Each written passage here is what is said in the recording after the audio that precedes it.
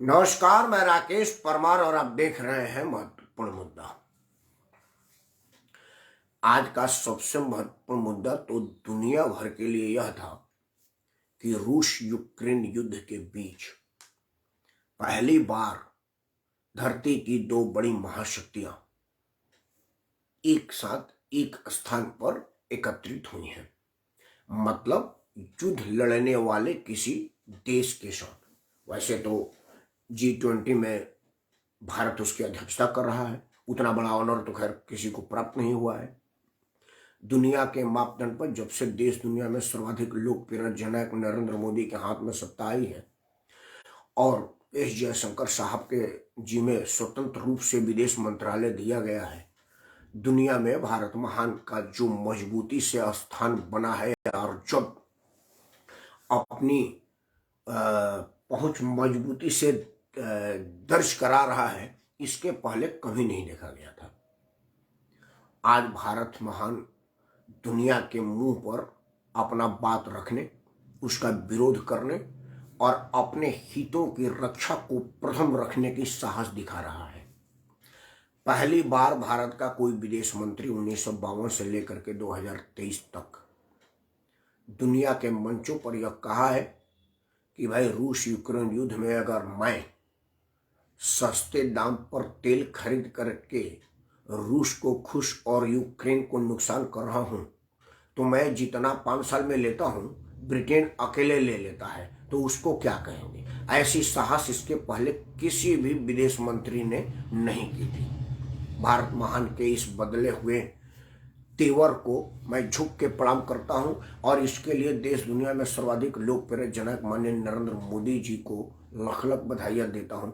बहुत बहुत साधुवाद, धन्यवाद और बारंबार प्रणाम करता हूं। खैर, मैं वो मतलब नहीं था। भारत के प्रधानमंत्री की तारीफ आज दुनिया कर रही है।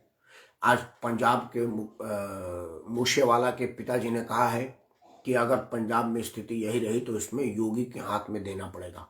मतलब योगी जी की पूछ इतनी हो गई है कि पहले ऑस्ट्रेलिया का प्रधानमंत्री योगी को मांग रहा था, आज पंजाब के लोग योगी जी को मान रहे हैं। उत्तर प्रदेश के नागरिक और उत्तर प्रदेश के मतदाता होने के नाते मेरे लिए यह गौरवान्वित करने वाला बात है, इतराने वाला बात है, अगराने वाला बात है। खैर, मैं बात कर रहा था कि दुनिया में आज जो सबसे बड़ा समाचार था वो था चीन और रूस के सेना राष्ट्राध्यक्षों का मिलना, वो भी रूस के पावन पवित्र धरती पर। यह समाचार बड़ा महत्वपूर्ण था। लेकिन मित्रों, मैं आमतौर पर देसी आदमी हूं और देसी खबरों पर आपका ध्यान आकर्षित करना चाहता हूं। रूस यूक्रेन का मामला हो या रूस चीन का मामला हो या चीन जापान का मामला हो, यह मेरे लिए उतना महत्वपूर्ण नहीं है। लेकिन चूंकि अगर आपके नजर में होगा कि भाई रूस और चीन के राष्ट्राध्यक्ष मिले हैं, तो जापान और भारत के भी राष्ट्राध्यक्ष आज मिले हुए हैं। ये भी दुनिया की दो सर्वाधिक शक्तिशाली और तकनीक रूप से सबसे उन्नत राष्ट्र है। भारत में जहां नौजवानों का सबसे बड़ा फौज है, तकनीशियनों का सबसे बड़ा फौज है, सबसे ज्यादा इंजीनियर और सॉफ्टवेयर एक्सपोर्ट करने वाला हमारा देश है, वहीं तकनीक का जनक और तकनीक में दुनिया को लोहा बनाने वाला जापान हमारे साथ आज मीटिंग कर रहा था। दिल्ली के हैदराबाद हाउस में गलबहिया करके दोनों राष्ट्राध्यक्ष घूम रहे थे। तो वो तस्वीर भी रूस और चीन के राष्ट्राध्यक्षों से ज़्यादा पावरफुल दिख रहा था, ज़्यादा सार्थक दिख रहा था। मैं चर्चा उसकी भी नहीं करूँगा। मैं चर्चा करूँगा कि आज माधव नगरी मुंबई से बाबा बागेश्वर धाम के पुजारी धीरेन्द्र शास्त्री का 2 दिवसीय कार्यक्रम सफलतापूर्वक समाप्त हो गया। लेकिन यह समाप्त होते होते बहुत सारे चीजों को उपजा गया, बहुत सारे चीजों को अनुत्तरित करके छोड़ दिया और बहुत चिंतापूर्ण कई प्रश्न छोड़ दिया है। मित्रों, मैं बड़ा चिंतित हूं, आश्चर्यचकित हूं और दुखी हूं कि धरती पर सत्य सनातन का उद्गम स्थल भारत महान में कोई सत्य सनातन का विरोध करने का हिम्मत, हैसियत, औकात कैसे कर सकता है। क्या वह यह मान चुका है कि सनातनी नपुंसक है, मेरा कुछ नहीं कर सकते? क्योंकि ये वो धर्म थोड़े है कि कोई थोड़ी सी अल्लाह के विरुद्ध बोलने की सोच ले गला कट जाएगा। या वो धर्म थोड़े है जो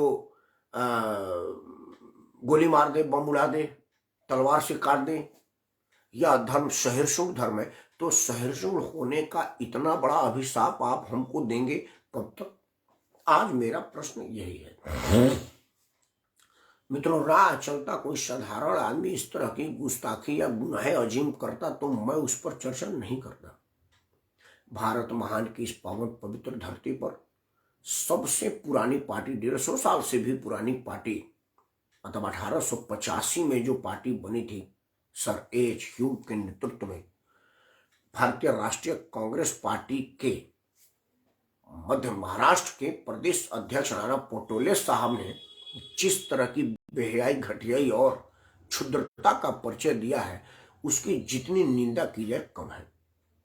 पटोले साहब ने कहा है कि सत्य सनातन के परम भक्त और बाबा बागेश्वर धाम के पुजारी धर्म शास्त्री का कार्यक्रम हम नहीं होने देंगे।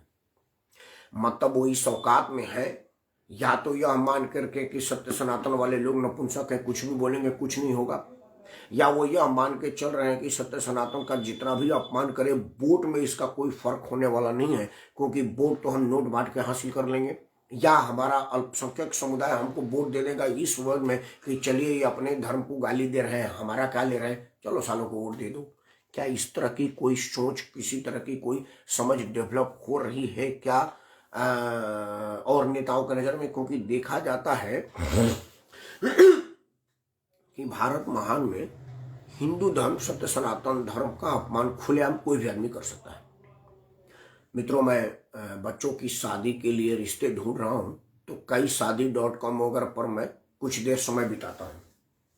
पिछले 2-3 साल से मैं मैरिज ब्यूरो का चक्कर लगा रहा हूं और देख रहा हूं और नाते रिश्तेदारों को बोल रहा हूं। मैंने देखा कि ईद में भारत मैट्रिमोनियल ने बड़ा शानदार ग्रीटिंग मेल किया था, क्रिसमस में भी बहुत शानदार किया था, लेकिन होली में उसने जो ग्रीटिंग भेजा है उसमें भेजा कि एक लड़की जब रंग से सरोवर होकर अपना मुंह धोती है तो उसका पूरा चेहरा हर जगह कटा है, दागदार हो जा रहा है, और वो कह रहा है कि ये दाग बहुत दुखा रहा है।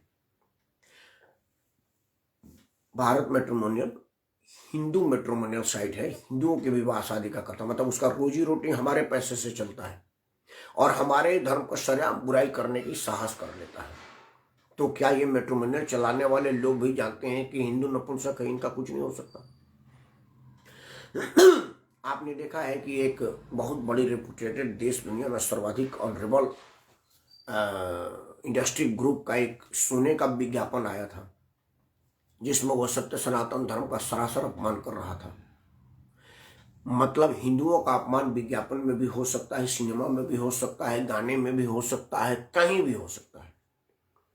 तो इसका कारण क्या है? मैं आज यही प्रश्न किया कि कैसे कोई इस तरह के दुस्साहस कर सकता है। उसका सबसे बड़ा कारण है इस देश में साजिश के तहत भारत में सत्य सनातन को जातियों में बांटना, जाति से जाति के बीच में खाई उत्पन्न किया गया, आरक्षण की तलवार से काटा गया सत्य सनातन को। क्योंकि अगर आप मुसलमान हैं तो आपको कोई विभेद नहीं है, आप उसमें बड़े छोटे अगले पीछे नहीं, आप टोटल मुसलमान हैं। आप क्रिश्चियन है तो टोटल क्रिश्चियन है, सिख है तो टोटल सिख है। मतलब हिंदू मुस्लिम सिख ईसाई आपस में भाई भाई की नारा देने वाले सिर्फ हिंदू छोड़ करके बाकी सब एक है। हिंदू है तो आप क्षत्रिय हैं, ब्राह्मण है, भूमियार है, लाला है, तेली है, बनिया है, मुसहर है, दानुक है, जाट है, जाटो है, मतलब अलग अलग जाति के आप हैं। उसमें भी आप दक्षिण के हैं, पूर्व के हैं, पश्चिम के हैं, उत्तर के हैं, बीच के हैं, मध्य के हैं, ये सब का विभेद संविधान के कागज में लिख करके दे दिया गया। बेबुद्धि भर के 2-2 कौड़ी के लोग मनु स्मृति को जला रहे हैं, सत्य सनातन को कर रहे हैं। एक उत्तर प्रदेश का अनफॉर्चुनेट मंत्री रह चुका है आदमी, रामचरितमानस को ही बदलने की बात कह रहा है। वो इसलिए कह रहा है कि उसको मालूम है कि हम रामचरितमानस को बदलने की बात कहेंगे तो मेरा वोट बढ़ जाएगा, हमारा नुकसान कुछ नहीं होगा। अगर उस बेबुद्धि वाले मंत्री को यह बात का पता हो कि मेरे रामचरितमानस को प्रणाम करने में बेअदबी हो गई और उसका गला कट जाए, तो वो अभी ऐसा कैसे कर ही नहीं सकता था। लेकिन उसको मालूम है कि ये सब नपुंसक लोग हैं, आपस में हमने इतना बांट रखा है इन लोगों को कि जैसे कोई आएगा मैं बोलूंगा तुम कौन हो? ये राकेश क्षत्रिय हो, तो फिर तो तुमने मेरा विरोध किया, भाई तेरे बाप दादा हमारा नुकसान किए हैं। मैं परमार नहीं, मैं पांडे हूं, लो तुम ही लोगों की वजह से तो जातियां बटी है, तुम ही लोग तो कह रहे होते कि यह अशुद्ध है। मैं कोई हूं तो फिर मतलब हमें जात निकाल करके और ये साबित कर देगा कि हम इस धरती पर बेमतलब का है, गलत आए हैं। हमारे पूर्वजों ने बड़ा नुकसान किया इस देश का। इन्हीं सब चीजों को साजिश और राजनेता लोग और भी ज्यादा इसमें खाद बीज डाल रहे हैं, क्योंकि हम आपस में जात में लड़ते रहे। अगर हम जात में नहीं लड़ेंगे तो मुलायम सिंह का बेटा मुख्यमंत्री क्यों बनेगा, लालू प्रसाद का बेटा मुख्यमंत्री क्यों बनेगा, रामविलास पासवान का बेटा एमपी क्यों बनेगा, ममता बनर्जी का भतीजा अभिषेक यादव अगला नेता क्यों बनेगा, के चंद्रशेखर राव की बेटी के कविता अगला नेता क्यों बनेगी, एनटी रामाराव का दामाद अगला मुख्यमंत्री क्यों बनेगा। यह बात तो लोग प्रश्न पूछ लेंगे।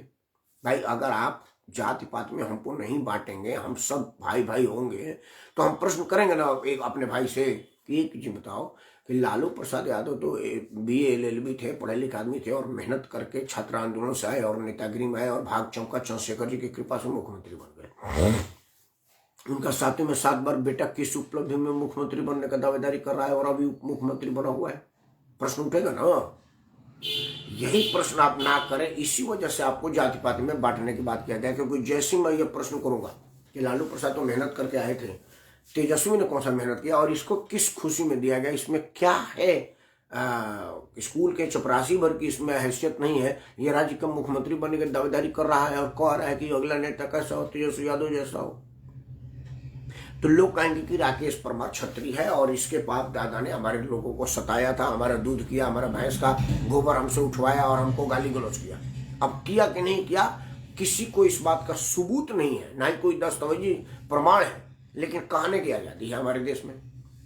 उसी तरह से मुलायम सिंह भाई मेहनत किए हैं, वो जमीन के आदमी थे, घर घर लोगों की सेवा में आते जाते रहते थे, तो वो तो मुख्यमंत्री बन गए, वो भी चंद्रशेखर जी की कृपा से। अब अखिलेश यादव की क्या योग्यता है भाई, अखिलेश यादव किस खुशी में मुख्यमंत्री बन गया था और आगे बनने की दावेदारी कर रहा है। ममता बनर्जी संघर्ष से नेता बनी है, वो जो उनका अभिषेक बनर्जी है वो कह लिए नेता बन रहे भाई। एनटी रामाराव हीरो थे, जनप्रिय नेता थे, वो चुनाव में और लोग जीत गए, तो उनका दामाद किस खुशी में बन गया। के कविता के पिताजी चंद्रशेखर राव समाज में आए, अब के कविता का क्या योगदान है। यही से चीज आप ना पूछ पाए, इसीलिए आपको जात पात में उलझाया गया है और हम जात पात में बटे हैं। इसलिए कोई आदमी सत्य सनातन के पावन पवित्र उद्गम स्थल में सत्य सनातन का अपमान करने के दुस्साहस कर सकता है। ये सीधा साधा और सच्ची बात है। आप नहीं समझ रहे हो तो इसमें हम क्या करें। तो सबसे पहले आपको एक प्रण लेना पड़ेगा कि सत्य सनातन में आस्था रखने वाले लोगों को ये न बोले कि मेरा नाम क्या है, ये राकेश सिंह परमार है। नहीं, मेरा नाम राकेश हिंदू है। जाति शादी ब्याह के लिए रखे सिर्फ, शादी ब्याह के बाद फिर जात की जरूरत नहीं है, क्योंकि भारत के किसी भी संविधान में जात पूछने की प्रमाण नहीं है। मतलब भारत के किसी भी धर्म ग्रंथ में, भारत के किसी भी बोलचाल में, मतलब मैं घर से निकलता हूँ, ऑटो पकड़ता हूँ, मैं नहीं पूछता कौन सी जात के हो भाई, मैं कहता हूँ मेट्रो लेके चल। मेट्रो में बैठता हूँ तो बगल के सीट वाले को नहीं पूछता कि तू कौन सी जात का है।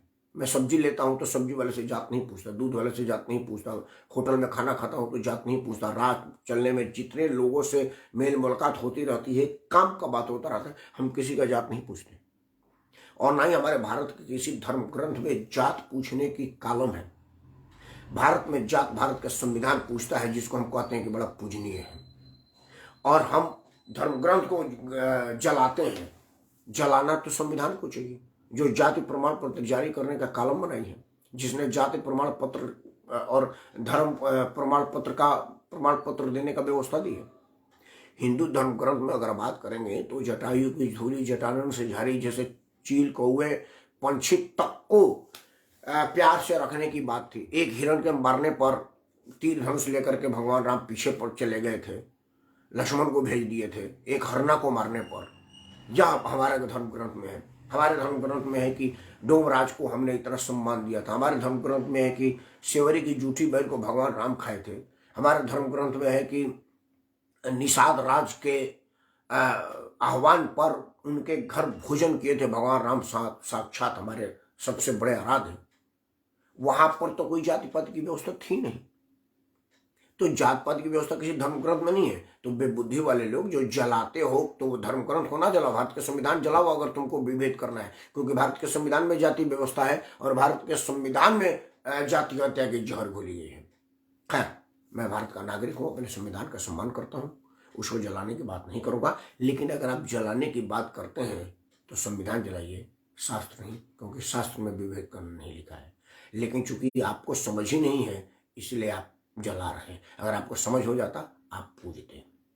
इन्हीं शब्दों के साथ मैं एक बार पुनः हाथ जोड़कर अनुरोध करता हूँ कि आप जितना बटेंगे सत्य सनातन के इस पावन पवित्र देश में, आपको सत्य सनातन का पूजा से रोका जाएगा। आज मुंबई महानगर में पूजा से रोकने की षड्यंत्र साजिश कोर्ट तक में जाकर के करने का दुस्साहस तो कांग्रेस के प्रदेश नाना पटोले ने कर ही दिया था, और कई लोगों ने धर्म उन्मूलन के नाम पर किया था। उन्हें हुनुलुलिया से दिक्कत नहीं है, उन्हें राख चाट करके दौड़ने लगने में दिक्कत नहीं है, उन्हें सत्य सनातन से दिक्कत है, क्योंकि आप जात में बटे हैं।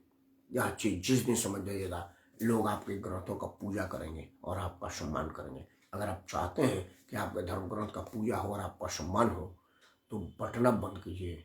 और जो लोग आपका विरोध कर रहे हैं मतदान के टाइम उनका इस बात का जवाब मतदान के माध्यम से दीजिए। एक बार आप मतदान के माध्यम से सत्य सनातन का नाम पर एक छत्र होकर वोट दे देंगे, इन सब लोगों को समझ आ जाएगी कि अब लोग समझदार हो गए। मैं तो हो गया हूँ, आपको होना है। जय हिंद, वंदे मातरम।